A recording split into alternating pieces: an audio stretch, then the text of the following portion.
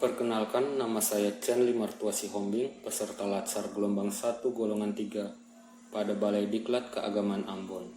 Saya akan menjelaskan sedikit mengenai mind mapping dari materi wawasan kebangsaan dan bela negara. Pertama, definisi wawasan kebangsaan adalah cara pandang bangsa Indonesia dalam rangka mengelola kehidupan berbangsa dan bernegara yang dilandasi oleh jati diri bangsa dan kesadaran terhadap sistem nasional yang bersumber dari Pancasila, Undang-Undang Dasar Negara Republik Indonesia tahun 1945, NKRI, dan Bhinneka Tunggal Ika, guna memecahkan berbagai persoalan yang dihadapi bangsa dan negara demi mencapai masyarakat yang aman, adil, makmur, dan sejahtera. Titik penting dalam sejarah. Yang pertama, 20 Mei di tahun 1908, berdirinya organisasi Budi Utomo. Yang kedua, 25 Oktober 1908, lahirnya organisasi pergerakan nasional pertama, yaitu Perhimpunan Indonesia. Yang ketiga, 30 April 1926, Kongres Pemuda pertama. Yang keempat, 27-28 Oktober 1928, Kongres Pemuda II. Yang kelima, 1 Maret 1945 dan 7 Agustus 1945, pembentukan BPUPKI dan PPKI. Di dalam wawasan kebangsaan terdapat 4 konsensus dasar. Yang pertama, Pancasila. Pancasila secara sistematik disampaikan pertama kali oleh Insinyur Soekarno di depan sidang BPUPKI pada tanggal 1 Juni 1945. Oleh Bung Karno dinyatakan bahwa Pancasila merupakan filosofi Grundslag, suatu fundamen filsafat pikiran yang sedalam-dalamnya merupakan landasan atau dasar bagi negara merdeka yang akan didirikan.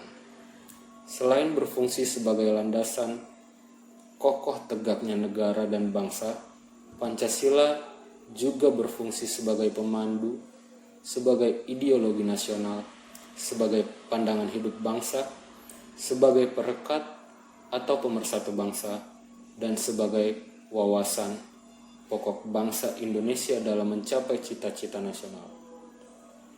Yang kedua, Undang-Undang Dasar Negara Republik Indonesia.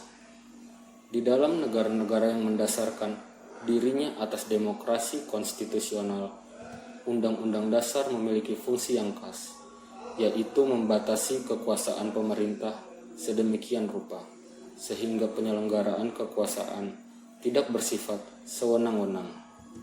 Yang ketiga, Bhinneka Tunggal Ika. Bhinneka Tunggal Ika yang dapat diartikan berbeda-beda tetapi pada hakikatnya satu.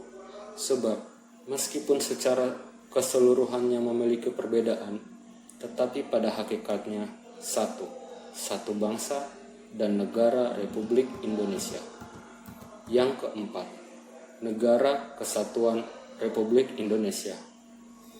Tujuan Negara Kesatuan Republik Indonesia dalam sejarahnya dirumuskan dalam Sidang Periode 2 BPUPKI tanggal 10-16 Juli 1945 dan selanjutnya disahkan oleh PPKI pada tanggal 18 Agustus 1945. Adapun tujuan NKRI seperti tercantum dalam pembukaan Undang-Undang 1945 alinea 4 meliputi melindungi segenap bangsa dan seluruh tumpah darah Indonesia, memajukan kesejahteraan umum, mencerdaskan kehidupan bangsa, dan ikut melaksanakan ketertiban dunia berdasarkan kemerdekaan, perdamaian abadi, dan keadilan sosial.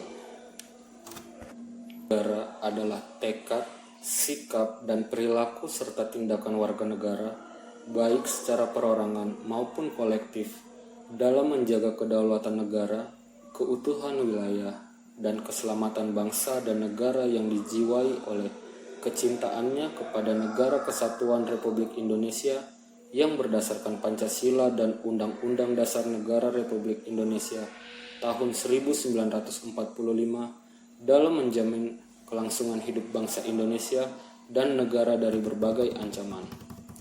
Nilai dasar bela negara meliputi: yang pertama, cinta tanah air. Dapat dicontohkan dengan setia dan mempertahankan Undang-Undang Dasar Negara Republik Indonesia tahun 1945. Dan yang kedua, mengabdi kepada negara dan rakyat Indonesia. Kemudian, sadar berbangsa dan bernegara. Menjalankan tugas secara profesional dan tidak berpihak. Membuat keputusan berdasarkan prinsip keahlian. Selanjutnya, setia pada Pancasila sebagai ideologi negara yang dapat dicontohkan dengan memegang teguh ideologi Pancasila, menciptakan lingkungan kerja yang non-diskriminatif. Selanjutnya, rela berkorban untuk bangsa dan negara. Sebagai contoh, memberi layanan kepada publik secara jujur, tanggap cepat, tepat, akurat, berdaya guna, berhasil guna, dan santun. Selanjutnya, kemampuan awal bela negara. Sebagai contoh, memiliki kemampuan dalam melaksanakan kebijakan dan program pemerintah, dan juga mengutamakan kepemimpinan berkualitas tinggi.